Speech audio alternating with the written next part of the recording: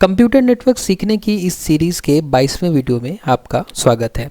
आज के इस वीडियो में हम समझेंगे कि राउटिंग प्रोटोकॉल्स क्या होते हैं और साथ ही दो बहुत ही इम्पोर्टेंट राउटिंग प्रोटोकॉल्स जो कि हैं RIP और OSPF।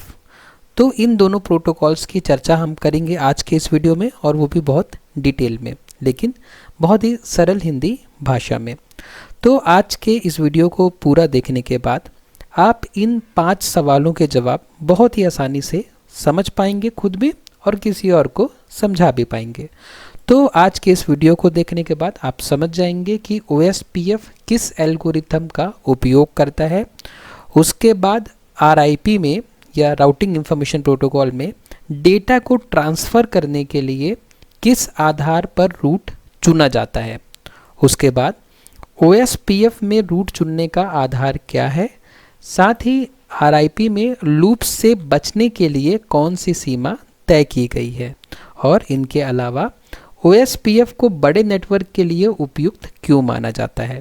हो सकता है कि आपको ये सारे सवाल अभी सुनने में कठिन लग रहे हों या समझ में ना आ रहे हों, लेकिन जब आप इस वीडियो को पूरा देख लेंगे तो वीडियो के आखिरी में एक छोटा सा क्विज़ होगा। उस क्विज़ में मैं आपसे यही सारे सवाल पूछूंगा। जब आप इस वीडियो को पूरा देख लेंगे तो आपको ये सारे सवाल, जब मैं वीडियो के आखिरी में आपसे पूछूंगा, तो ये सारे सवाल समझ में भी आएंगे, बहुत आसान भी लगेंगे, और आप इनका जवाब खुद ही बहुत आसानी से बता पाएंगे। तो चलिए आगे बढ़ते हैं, और मैं आपको बता दूं कि अगर आप चाहें तो इस टॉपिक के, जो आज का टॉपिक है हमारा राउटिंग प्रोटोकॉल्स, इस टॉपिक के कंप्लीट नोट्स को आप डाउनलोड कर सकते हैं। नीचे डिस्क्रिप्शन बॉक्स में लिंक दिया हुआ है, उस लिंक से डाउनलोड करके आप नोट्स से पढ़ सकते हैं, और उस नोट्स से पढ़ के आप इन सारे सवालों के जवाबों को समझ सकते हैं। लेकिन नोट्स से पढ़ने के बाद भी आपके मन में कोई डाउट रह जाता है तो आप इस वीडियो पे वापस आइए और समझिए कि राउटिंग प्रोटोकॉल्स क्या होते हैं। तो चलिए समझते हैं कि राउटिंग प्रोटोकॉल्स क्या होते हैं। तो राउटिंग प्रोटोकॉल्स वे नियम हैं, जैसे कि हम जानते हैं कि प्रोटोकॉल्स मतलब ही होता है कि नियमों का सेट या सेट ऑफ रूल्स। तो राउटिंग प्रोटोकॉल क्या है? वो नियम है जिनका इस्तेमाल करके राउटर्स द्वारा डेटा को एक नेटवर्क से दूसरे नेटवर्क में पहुंचाया जाता है।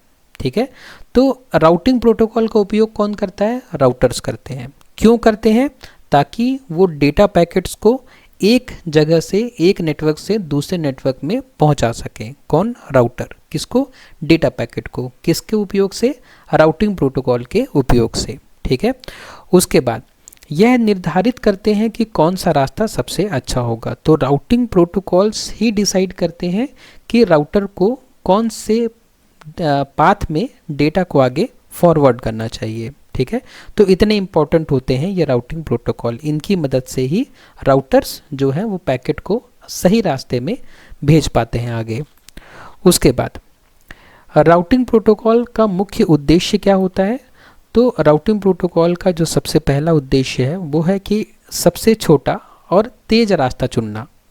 तो राउटिंग प्रोटोकॉल ऐसा होना चाहिए, ऐसा बना होना चाहिए कि वो राउटर्स को हेल्प करे सबसे छोटा और सबसे तेज़ रास्ता चुनने में। ठीक है, तो राउटिंग प्रोटोकॉल सबसे तेज़ और सबसे छोटा रास्ता चुनने में मदद करता है। उसके अलावा जो राउटिंग प्रोटोकॉल का उद्देश्य है वो है लोड बैलेंस करना। लोड बैलेंस करना मतलब हमें नाम से समझ में आ रहा है, कई बार क्या होता है कि नेटवर्क में बहुत ज़्यादा ट्रैफिक आ जाता है, तो राउटिंग प्रोटोकॉल ऐसा होना चाहिए कि जो ट्रैफिक को इवनली डिस्ट्रीब्यूट कर सके।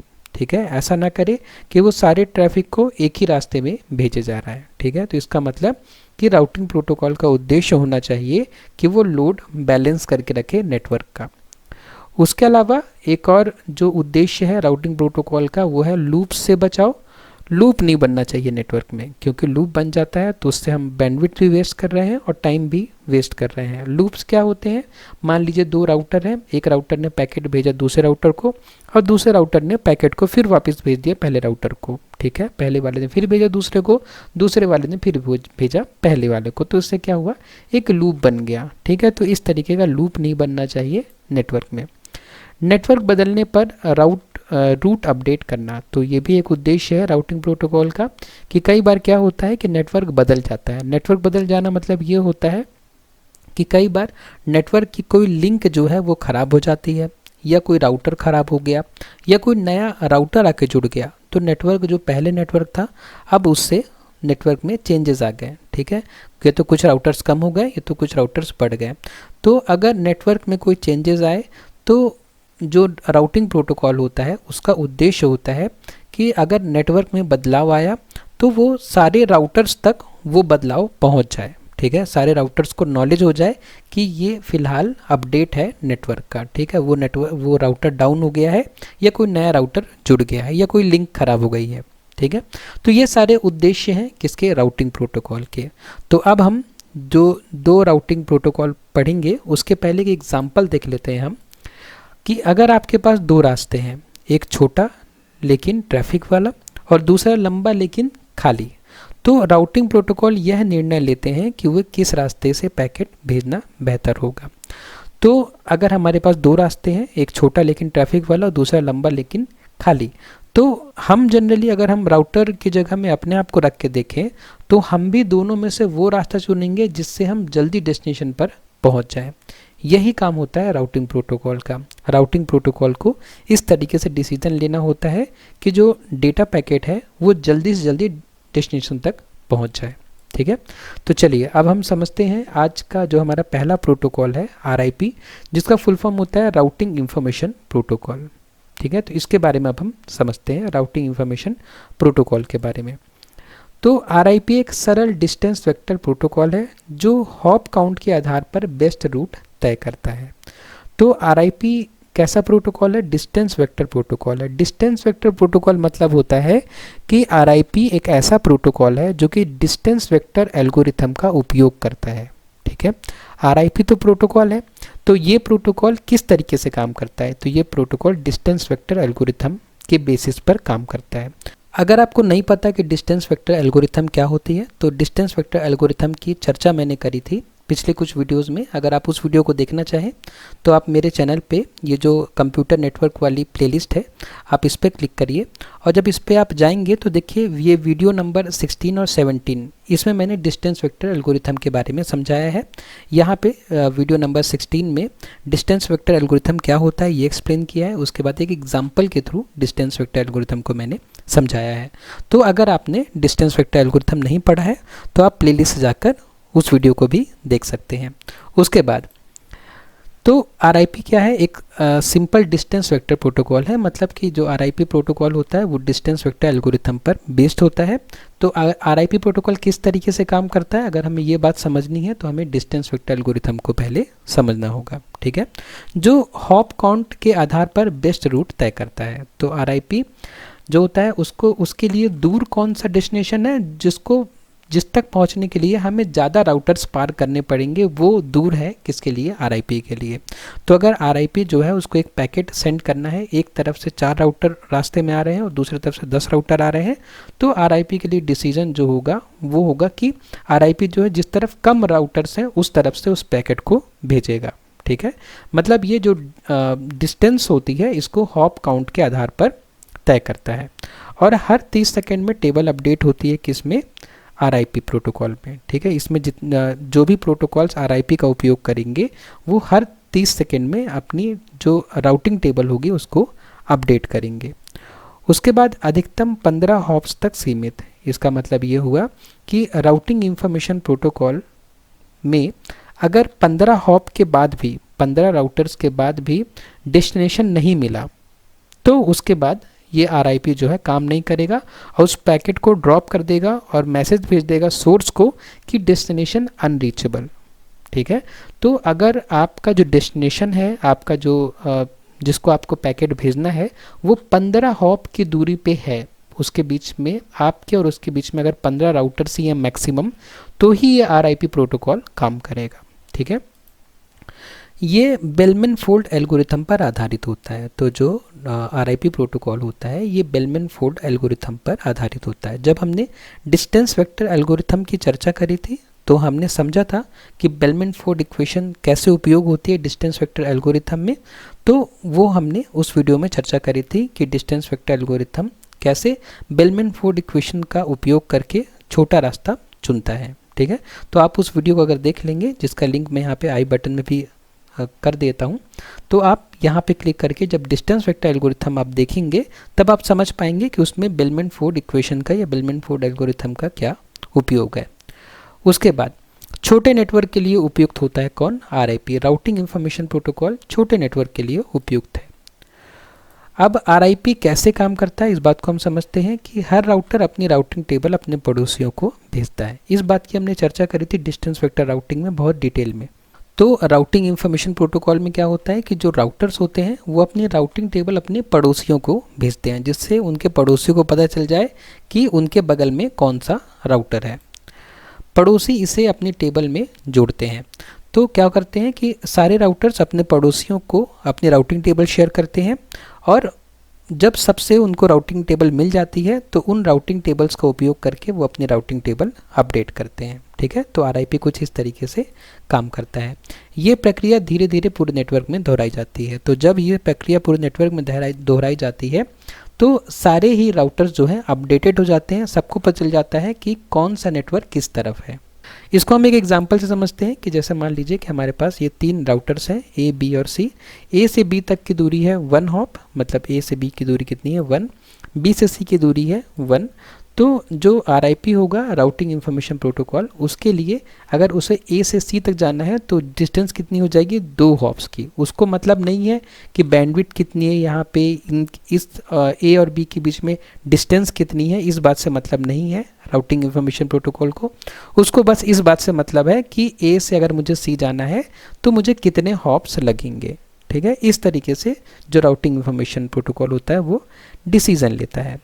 RIP इस जानकारी को हॉप काउंट के आधार पर अपडेट करता है। तो जो राउटिंग इंफॉर्मेशन प्रोटोकॉल होगा वो बस इतना ध्यान रखेगा कि मुझे A से C तक जाना है तो मुझे 2 हॉप्स लगेंगे।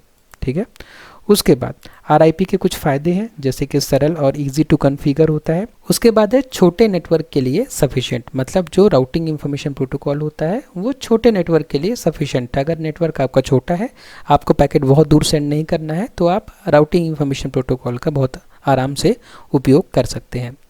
राउटिंग इंफॉर्मेशन प्रोटोकॉल की कुछ लिमिटेशंस भी हैं, जैसे कि 15 हॉप्स की सीमा होती है इसमें, कि अगर कोई डेस्टिनेशन 15 हॉप्स के बाद है तो फिर राउटिंग इंफॉर्मेशन प्रोटोकॉल वहाँ पे काम नहीं करेगा। उसके बाद कन्वर्जेंस भी बहुत धीमा होता है। कन्वर्जेंस मतलब होता है, जैसे कि हमने चर्चा की, कि सारे राउटर्स अपनी राउटिंग टेबल अपने पड़ोसी से शेयर करते हैं। ये प्रोसेस तब तक होती रहती है जब तक कि सारे राउटर्स जो है पूरे नेटवर्क की परिस्थिति को न जान ले। मतलब कि सारे राउटर्स जो हैं वो तब तक टेबल अपनी शेयर करते रहते हैं जब तक कि ऐसी सिचुएशन ना आ जाए कि सबने टेबल शेयर करी और कुछ भी अपडेट ना करना हो। ठीक है, जब ऐसी सिचुएशन आ जाएगी कि किसी को कुछ भी अपडेट नहीं करना है, तब हम कहेंगे कि नेटवर्क जो है वो कन्वर्ज हो गया। ठीक है, तो उसके बाद जो अगला प्रोटोकॉल है वो है OSPF, यानी कि ओपन शॉर्टेस्ट पाथ फर्स्ट। तो अब इसमें क्या होता है, अब हम समझते हैं कि OSPF एक एडवांस लिंक स्टेट प्रोटोकॉल है। ठीक है, जिस तरीके से जो RIP था वो एक डिस्टेंस वेक्टर प्रोटोकॉल है, उसी तरीके से जो OSPF है वो लिंक स्टेट प्रोटोकॉल है। लिंक स्टेट प्रोटोकॉल मतलब एक ऐसा प्रोटोकॉल जो कि लिंक स्टेट एल्गोरिथम के आधार पर काम करता है। ठीक है, लिंक स्टेट एल्गोरिथम क्या होता है, लिंक स्टेट राउटिंग एल्गोरिथम क्या होता है, इस बात की चर्चा भी हमने इस वीडियो सीरीज़ में करी थी। तो अगर आप चाहें तो इस वीडियो सीरीज़ में यहाँ पे ये वीडियो नंबर 20 और वीडियो नंबर 21 में हमने लिंक स्टेट राउटिंग एल्गोरिथम की चर्चा करी है। इसमें मैंने आपको एक एग्जांपल से करके दिखाया है कि लिंक स्टेट एल्गोरिथम किस तरीके से काम करता है, और इस वीडियो में मैंने बताया कि लिंक स्टेट एल्गोरिथम क्या होता है। ठीक है, तो अगर आप चाहें तो इन वीडियोज़ को भी देखकर अपनी नॉलेज को और डेप्थ में ले जा सकते हैं। ठीक है, तो उसके बाद तो अब हमने समझ लिया कि OSPF जो है एक एडवांस लिंक स्टेट प्रोटोकॉल है। ठीक है, मतलब कि लिंक स्टेट एल्गोरिथम पर आधारित है जो पूरे नेटवर्क के नक्शे का उपयोग करता है। तो OSPF क्या करता है कि पूरे नेटवर्क की इंफॉर्मेशन का उपयोग करता है राउटिंग टेबल को बनाने के लिए, जैसा कि लिंक स्टेट एल्गोरिथम में होता है। और डाइक्स्ट्रा एल्गोरिथम पर आधारित होता है कौन? OSPF। क्यों?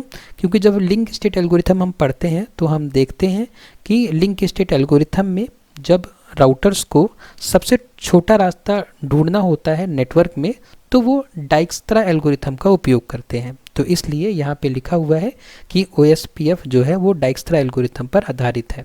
मतलब जब हम लिंक स्टेट एल्गोरिथम पढ़ते हैं तो उस एल्गोरिथम के अंदर हम डाइक्स्ट्रा एल्गोरिथम का भी उपयोग करते हैं, और जो OSPF प्रोटोकॉल है वो लिंक स्टेट पर आधारित है। तो ठीक है, इसलिए डाइक्स्ट्रा एल्गोरिथम पर आधारित है कौन? OSPF। और एक बात और हम यहाँ ध्यान दे सकते हैं कि OSPF का जो फुल फॉर्म होता है वो होता है ओपन शॉर्टेस्ट पाथ फर्स्ट। ठीक है, और जब हम डाइक्स्ट्रा एल्गोरिथम उपयोग करते हैं तो डाइक्स्ट्रा एल्गोरिथम में हम समझते हैं कि एक सिंगल राउटर से जितने हमारे नेटवर्क में राउटर्स हैं उन तक पहुंचने के लिए सबसे छोटा रास्ता क्या है ये निकाल के देता है डाइक्स्ट्रा एल्गोरिथम। ठीक है, और OSPF जो है वो डाइक्स्ट्रा एल्गोरिथम पर आधारित है, इसलिए OSPF का फुल फॉर्म है ओपन शॉर्टेस्ट पाथ फर्स्ट। इसका मतलब कि जो सबसे छोटा रास्ता है उसको सबसे पहले ओपन करिए डेस्टिनेशन तक पहुंचने के लिए। ठीक है, क्योंकि जो राउटर्स होते हैं वो डाइक्स्ट्रा एल्गोरिथम का उपयोग करके सबसे छोटा रास्ता ढूंढते हैं बाकी राउटर्स तक पहुंचने के लिए। ओके, तो आई होप कि ये बात आपको समझ में आई हो। अगर नहीं तो मुझे कमेंट बॉक्स में एक बार बताइए, मैं फिर से समझाने की कोशिश करूँगा। उसके बाद प्रत्येक राउटर नेटवर्क की पूरी जानकारी रखते हैं। तो ये OSPF और RIP में डिफरेंस यही है कि OSPF जब राउटिंग टेबल बनाते हैं, OSPF में जब राउटर राउटिंग टेबल बनाते हैं तो जब उनको पूरे नेटवर्क की नॉलेज हो जाती है उसके बाद वो राउटिंग टेबल बनाना शुरू करते हैं, जबकि जो RIP था उसमें वो पड़ोसियों को जानकारी भेज भेज के उनसे जानकारी ले लेके कंटिन्यूसली राउटिंग टेबल बनाते रहते हैं। ओके, जो कॉस्ट होता है इसमें OSPF में वो बैंडविड्थ के अनुसार होता है। ठीक है, जबकि RIP में कॉस्ट कैसे डिसाइड कर रहे थे? हॉप काउंट के आधार पर। लेकिन जो OSPF होता है वो देखता है कि बैंडविड्थ कहाँ पे ज़्यादा है, बैंडविड्थ ज़्यादा है मतलब समय कम लगेगा, तो वो उस रास्ते से डेटा पैकेट को भेजता है। फास्ट कन्वर्जेंस होता है, जैसे कि हमने समझा कि जब पूरे नेटवर्क की नॉलेज आती है उसके बाद ही राउटिंग टेबल बनाना शुरू करते हैं राउटर्स, इसलिए जो इसका कन्वर्जेंस होता है वो फास्ट होता है। एक बार राउटर को सारे नेटवर्क की जानकारी हो गई, उसके बाद उन्होंने फटाफट अपने राउटिंग टेबल को बना दिया, इसलिए कन्वर्जेंस जो होता है वो फास्ट होता है OSPF में। बड़े नेटवर्क्स के लिए परफेक्ट है कौन? OSPF। अगर आपका नेटवर्क बड़ा है तो आप OSPF का उपयोग कर सकते हैं। अब OSPF कैसे काम करता है? हर राउटर अपने लिंक की जानकारी एक डेटाबेस में स्टोर करता है जिसे हम LSDB कहते हैं, मतलब लिंक स्टेट डेटाबेस। फिर वह डाइक्स्ट्रा एल्गोरिथम का प्रयोग करके शॉर्टेस्ट पाथ ट्री बनाता है। ठीक है, तो डाइक्स्ट्रा एल्गोरिथम का उपयोग करके शॉर्टेस्ट पाथ ट्री बनाता है जिससे सारे राउटर्स तक जानकारी जो है सबसे छोटे रास्ते की जानकारी वो मिल जाती है बाकी राउटर्स को। अब एग्जांपल के लिए जैसे यहाँ पे हमारे पास ये 4 राउटर हैं A B C D। ठीक है, तो A से B की दूरी 10 है और A से C की दूरी 20 है, C से D की दूरी 5 है और B से D की दूरी 15 है। तो इसका मतलब ये हुआ कि A से B के थ्रू अगर हमें D जाना हो, A से B के थ्रू अगर हमें D जाना है तो जो टोटल कॉस्ट लगेगी वो 25 होगी। अब A से C के थ्रू अगर हम D जाएंगे तो भी टोटल कॉस्ट जो है 25 लगेगी। तो अब OSPF यहाँ पे देखेगा कि किस तरफ बैंडविड्थ ज़्यादा है और किस तरफ से मुझे समय कम लगेगा, या किस तरफ ट्रैफिक कम है बैंडविड्थ ज़्यादा है, तो उस हिसाब से वो डिसीजन लेगा कौन? OSPF। दोनों बराबर इसलिए लोड बैलेंसिंग संभव, मतलब दोनों रास्ते बराबर हैं, इसलिए जो OSPF होगा वो डिसाइड करेगा कि किस तरफ बैंडविड्थ ज़्यादा है तो उस तरफ से वो अब इस पैकेट को भेजेगा ताकि लोड बैलेंसिंग हो सके, क्योंकि इस तरफ वैसे ही काफ़ी ट्रैफिक अगर होगा तो वो इस तरफ भेजेगा पैकेट को, अगर इस तरफ ट्रैफिक ज़्यादा होगा तो इस तरफ भेजेगा। ठीक है, तो इस तरीके से OSPF काम करता है। उसके बाद OSPF के कुछ फ़ायदे हैं, जैसे बड़े नेटवर्क के लिए उपयुक्त है, फास्ट और लूप फ्री राउटिंग होती है इसमें। ठीक है, लूप नहीं बनते OSPF जब हम प्रोटोकॉल का उपयोग करते हैं तो। उसके बाद कुछ सीमाएं हैं, जैसे कॉन्फ़िगरेशन कॉम्प्लेक्स हो सकती है और उसके बाद में ज़्यादा CPU और मेमोरी की ज़रूरत पड़ती है किसको? राउटर्स को। ठीक है, राउटर्स जब OSPF का उपयोग करते हैं तो राउटर्स को ज़्यादा CPU मतलब ज़्यादा मेमोरी मतलब ज़्यादा CPU मतलब ज़्यादा कंप्यूटिंग पावर और प्लस ज़्यादा मेमोरी की ज़रूरत होती है, क्योंकि उनको पूरा रूट सेव करके रखना पड़ता है, पूरे नेटवर्क की जानकारी चाहिए, इसलिए मेमोरी ज़्यादा लगती है किसमें, OSPF में राउटर्स को। उसके बाद में ये एक टेबल है, जिस टेबल में हमने दोनों प्रोटोकॉल्स की चर्चा करी है। यहाँ पे उनकी विशेषताएं लिखी हुई हैं और यहाँ पे दोनों प्रोटोकॉल्स के नाम लिखे हुए हैं। तो एक बार हम इस बात को फटाफट समझ लेते हैं। तो RIP किस तरीके का प्रोटोकॉल है, डिस्टेंस वेक्टर टाइप का प्रोटोकॉल है। OSPF किस तरीके का प्रोटोकॉल है, लिंक स्टेट का। और RIP कौन से एल्गोरिथम यूज़ करता है, बेलमैन फोर्ड, OSPF डाइक्स्ट्रा। और अपडेट इंटरवल क्या होता है, 30 सेकेंड। और इसमें क्या होता है, इवेंट के आधार पर, मतलब अगर नेटवर्क में कुछ हरकत हुई, जैसे कोई लिंक खराब हो गया, राउटर खराब हो गया, कोई नया राउटर जुड़ गया, तब ये अपडेट करता है। उसके बाद मैक्सिमम हॉप 15, इसमें मैक्सिमम हॉप अनलिमिटेड, ठीक है। उसके बाद नेटवर्क का साइज छोटा, इसमें बड़ा। कॉन्फ़िगरेशन सरल, इसमें कॉम्प्लेक्स, इसमें स्पीड धीमी और इसमें तेज, ठीक है। स्पीड मतलब होगी यहाँ पे कन्वर्जेंस की स्पीड, ठीक है। कन्वर्जेंस इसमें धीमा होता है, कन्वर्जेंस इसमें तेज होता है, ठीक है। मतलब नेटवर्क जल्दी कन्वर्ज हो जाता है। इसमें कन्वर्ज का मतलब क्या होता है, अभी हमने डिस्कस किया था थोड़ी देर पहले ही। उसके बाद अब समय हो गया कंक्लूजन का। अब हम आज के इस वीडियो को कंक्लूड कर सकते हैं। हमने समझा कि RIP और OSPF दोनों ही अपनी जगह महत्वपूर्ण है, ठीक है। दोनों ही अपनी जगह महत्वपूर्ण, दोनों ही इंपॉर्टेंट है। छोटे नेटवर्क के लिए RIP बेहतर है, बड़े नेटवर्क के लिए OSPF उपयुक्त है। नेटवर्क की आवश्यकताओं के अनुसार प्रोटोकॉल का चयन करें, ठीक है। उसके बाद अब समय हो गया है छोटे से क्विज़ का। इस क्विज़ में क्वेश्चंस वही हैं जो मैंने आपको वीडियो की शुरुआत में पूछे थे। अगर आपने पूरा वीडियो देखा है तो आप इन क्वेश्चंस को बहुत आसानी से समझ भी पाएंगे और मुझे जवाब आप खुद देंगे इन सारे क्वेश्चंस का। तो चलिए शुरुआत करते हैं। सबसे पहले OSPF किस एल्गोरिथम का उपयोग करता है, बेलमैन फोर्ड का, डिस्टेंस वेक्टर का, डाइक्स्ट्रा एल्गोरिथम का या हॉप सिलेक्शन का। तो हमने अभी कई बार चर्चा की कि OSPF जो है वो यूज़ करता है डाइक्स्ट्रा एल्गोरिथम का, ठीक है। डाइक्स्ट्रा एल्गोरिथम को यूज़ करता है OSPF। उसके बाद RIP में डेटा भेजने के लिए राउटर कौन सा रास्ता चुनते हैं, RIP में डेटा भेजने के लिए राउटर कौन सा रास्ता चुनते हैं, सबसे तेज़ बैंडविड्थ वाला, सबसे कम लागत वाला, सबसे बड़ा नेटवर्क वाला या सबसे कम हॉप काउंट वाला। तो हमने हॉप काउंट की बात बार बार करी थी। तो जो RIP प्रोटोकॉल होता है वो देखता है कि हॉप किस में कम है, कौन से रास्ते में हॉप कम है। हॉप का मतलब कि राउटर्स कम पड़ेंगे, ठीक है, वो रास्ता चुनता है कौन, RIP। उसके बाद OSPF में रूट चुनने का आधार क्या होता है, OSPF में हम कैसे रूट चुनते हैं, हॉप काउंट के आधार पर, बैंडविड्थ के आधार पर, रैंडम पाथ या अल्फ़ाबेटिकल ऑर्डर। तो OSPF में हम चुनते हैं बैंडविड्थ के आधार पर रूट को। उसके बाद जो चौथा क्वेश्चन है वो है कि RIP में लूप से बचने के लिए कौन सी सीमा रखी गई है, ठीक है। अगर RIP में आपको लूप से बचना है तो कौन सी सीमा रखी गई है, अधिकतम हॉप की सीमा 15 होगी, मैट्रिक वैल्यू, बैंडविड्थ लिमिट या टाइम लिमिट। तो हमने बहुत बार चर्चा की है कि RIP प्रोटोकॉल छोटे नेटवर्क के लिए होता है, क्योंकि इसमें 15 हॉप्स के बाद में हम जो है डेटा को आगे सेंड नहीं कर सकते, ठीक है। तो इससे क्या होता है, लूप का बचाव होता है, क्योंकि अगर लूप में कोई पैकेट फंस भी गया तो 15 बार के बाद में वो पैकेट अपने आप ख़त्म हो जाना है। इसलिए RIP में लूप से बचने के लिए जो सीमा रखी गई है वो है कि अधिकतम 15 हॉप के बाद में हम पैकेट को आगे नहीं भेजेंगे, ताकि लूप ना बन सके, क्योंकि 15 बार अगर पैकेट उस लूप में घूमा भी तो 15 बार के बाद में वो पैकेट वैसे ही डिस्कार्ड हो जाना है, ठीक है। उसके बाद OSPF सब बड़े नेटवर्क के लिए क्यों उपयुक्त है, ठीक है। बड़े नेटवर्क के लिए OSPF क्यों यूज़ किया जाता है, यह बहुत सस्ता है, यह धीमी स्पीड पर काम करता है, इसमें रूट्स को बार बार अपडेट नहीं करना पड़ता, यह फास्ट और लूप फ्री राउटिंग प्रदान करता है। तो जो OSPF है वो फास्ट होता है, हमने समझा था, और लूप फ्री राउटिंग प्रोवाइड करता है, इस बात को भी हमने समझा था। तो इसलिए जो OSPF है वो बड़े नेटवर्क के लिए उपयुक्त है। इसके बाद आपने अभी क्विज़ में कितने क्वेश्चन सही किए, मुझे आप कमेंट बॉक्स में बता सकते हैं कि आपने 5 में से कितने क्वेश्चन के जवाब सही सोचे मन में। आपने कमेंट में नहीं बताए होंगे, लेकिन आपने मन में तो सोचे होंगे। तो आप मुझे कमेंट बॉक्स में बता सकते हैं कि आपने 5 में से कितने क्वेश्चन के जवाब मन में सही सोचे, ठीक है। उसके बाद मैं आपको फिर से रिमाइंड करा दूं कि आप कंप्लीट नोट्स डाउनलोड कर सकते हैं इस टॉपिक की और पिछले सारे वीडियोज़ के टॉपिक की।